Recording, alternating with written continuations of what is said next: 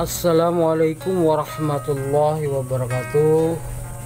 Peserta didik kelas 7 yang Bapak banggakan, bertemu kembali dengan Bapak dalam mata pelajaran ilmu pengetahuan alam. Seperti biasa, sebelum kita mulai pembelajaran pada hari ini, kita buka dulu dengan membaca basmalah. Bismillahirrahmanirrahim. Pada pertemuan ke-7 ini, Bapak akan menjelaskan materi tentang sistem klasifikasi 5 kingdom. Sebelum Bapak menyampaikan materi tersebut, Bapak ingin menyampaikan terlebih dahulu tujuan pembelajarannya.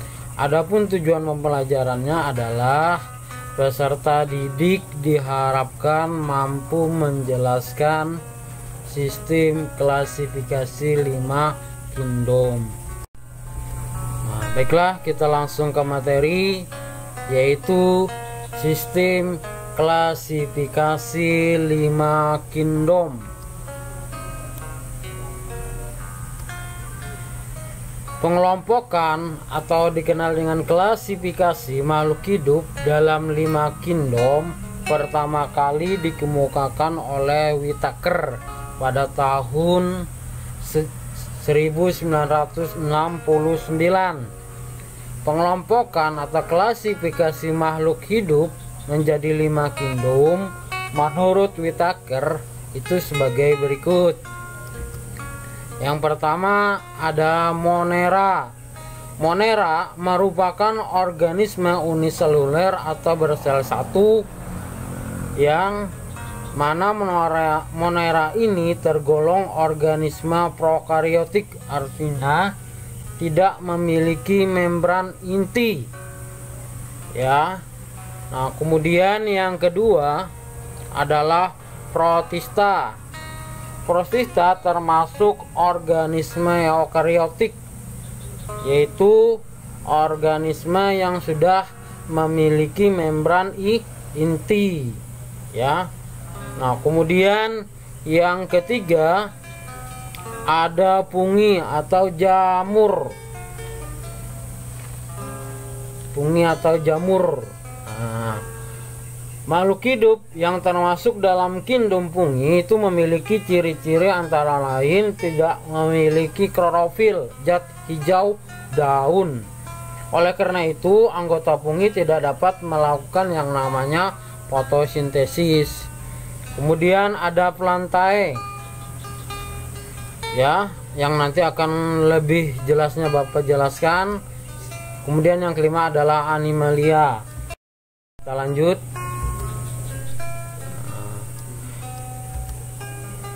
Bapak akan lebih menjelaskan mengenai kingdom Plantae dan kingdom Animalia. Yang pertama adalah kingdom Plantae atau dunia tumbuhan. Kingdom Plantae terdiri atas Birophyta atau tumbuhan lumut, Pteridophyta tumbuhan paku-pakuan, dan Spermatophyta tumbuhan berbiji. Tumbuhan memiliki ciri-ciri antara lain memiliki membran inti atau eukariotik, bersel banyak, multiseluler, berklorofil, hijau daun, serta memiliki dinding sel yang terbuat dari selulosa sehingga bersifat kaku dan kuat. Berdasarkan morfologi tumbuhan dapat dikelompokkan menjadi beberapa macam. Nah, ada dua. Yang A, tumbuhan tidak berpembuluh atau Taluphyta adalah tumbuhan yang tidak memiliki akar, batang, daun, serta tidak memiliki pembuluh untuk mengangkut zat makanan. Tumbuhan yang termasuk tumbuhan tidak berpembuluh yakni kelompok tumbuhan lumut atau Birophyta, ya. Nah, kemudian yang B, tumbuhan berpembuluh, Pteridophyta adalah tumbuhan yang memiliki pembuluh pada akar, batang, dan daun. Tumbuhan berpembuluh terdiri atas 2 kelompok. Bisa dilihat pada gambar di samping.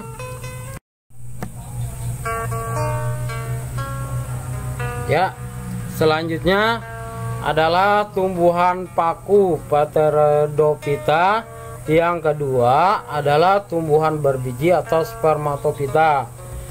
Tumbuhan berbiji di sini memiliki ciri-ciri antara lain organ tubuhnya sudah lengkap, menghasilkan biji sebagai alat perkembangbiakan, dan mempunyai berkas pembuluh. Berdasarkan posisi biji terhadap daun buahnya, spermatophyta dikelompokkan menjadi 2 subdivisi, yaitu Gymnospermae tumbuhan berbiji terbuka dan Angiospermae tumbuhan berbiji tertutup. Angiospermae terbagi lagi menjadi 2 kelas berdasarkan jumlah keping lembaganya. Yang pertama diperhatikan yaitu Monocotyledonae atau dikenal dengan monokotil.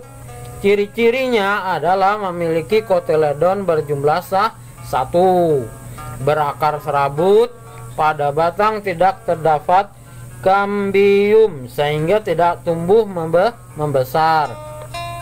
Bentuk tulang daun sejajar atau melengkung. Jumlah mahkota bunga kelipatan 3, bisa dilihat pada gambar. Yang kedua adalah Dicotyledonae. Memiliki ciri-ciri memiliki kotiledon berjumlah 2, berakar tunggang, batang memiliki kambium sehingga dapat tumbuh membesar. Bentuk tulang daun menyirip atau menjari. Jumlah mahkota bunga kelipatan 2, 4 atau 5. Diperhatikan pada gambar. Sekarang kita lanjut ke materi selanjutnya, yaitu animalia atau dunia hewan. Diperhatikan, kingdom animalia memiliki ciri-ciri yaitu eukariotik. Masih ingat apa eukariotik tadi? Adalah memiliki membran inti sel, kemudian bersel banyak atau multiseluler, bersifat heterotrof, artinya tidak mampu membuat makanan sendiri, berarti tergantung terhadap makhluk hidup lain yaitu tumbuhan sebagai produsen, dan tidak memiliki dinding sel. Nah, kingdom animalia terdiri atas yang pertama adalah invertebrata atau amvertebrata, terdiri atas hewan-hewan yang tidak memiliki tulang belakang. Jadi diingat anak-anak ya, invertebrata atau amvertebrata itu adalah hewan-hewan yang tidak memiliki tulang belakang. Nah, hewan-hewan invertebrata terdiri atas kelompok yang A ada Porifera, bisa dilihat pada gambar ya, memiliki tubuh berpori. Nah, kemudian memiliki rangka dari zat tanduk. Nah, yang kedua atau B Coleanterata.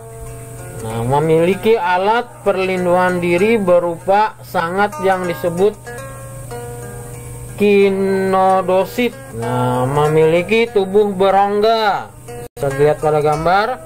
Yang ketiga Palithelminthes adalah memiliki tubuh pipi dan tidak bersegmen. Nah, memiliki mulut tetapi tidak memiliki anus. Ini pada cacing. Yang D Nemathelminthes memiliki bentuk bulat panjang seperti benang dan tidak bersegmen. Nah, tubuhnya dilengkapi mulut dan anus. Selanjutnya yang E Annelida. Annelida memiliki tubuh bersegmen seperti gelang, memiliki mulut dan anus. Kemudian Mollusca. Mollusca itu memiliki tubuh yang lunak atau dikenal dengan hewan lunak. Ya, umumnya tubuh dilindungi oleh cangkang kecuali gurita dan cumi-cumi. Selanjutnya ada Echinodermata. Memiliki tubuh yang dilindungi duri, memiliki rangka luar yang terbuat dari lempeng-lempeng zat kapur. Selanjutnya yang terakhir Arthropoda. memiliki kaki berbuku-buku. Tubuh dilindungi oleh rangka luar yang terbuat dari zat kitin. Bisa dilihat pada gambar. Nah, yang masuk di sini ada laba-laba, ada kepiting, labang, lebah madu. Sekarang yang kedua, vertebrata. Vertebrata merupakan kelompok hewan yang memiliki tulang belakang. Vertebrata dibagi menjadi 5 kelompok sebagai berikut. Yang pertama ada Fishes. Fishes itu dikenal dengan ikan, memiliki ciri-ciri berdarah dingin, bernapas menggunakan insang, badan bersisik atau berlendir, berkembang biak dengan cara bertelur, dan mengalami fertilisasi eksternal. Hidup di perairan dan memiliki alat gerak berupa sirip. Kemudian contohnya ikan pari. Yang B, amfibia atau amfibi, memiliki ciri-ciri berdarah dingin, hewan dewasa bernafas menggunakan paru-paru dan kulit, serta hewan muda bernafas menggunakan insang, berkulit lembab, berkembang biak dengan cara bertelur dan mengalami fertilisasi eksternal.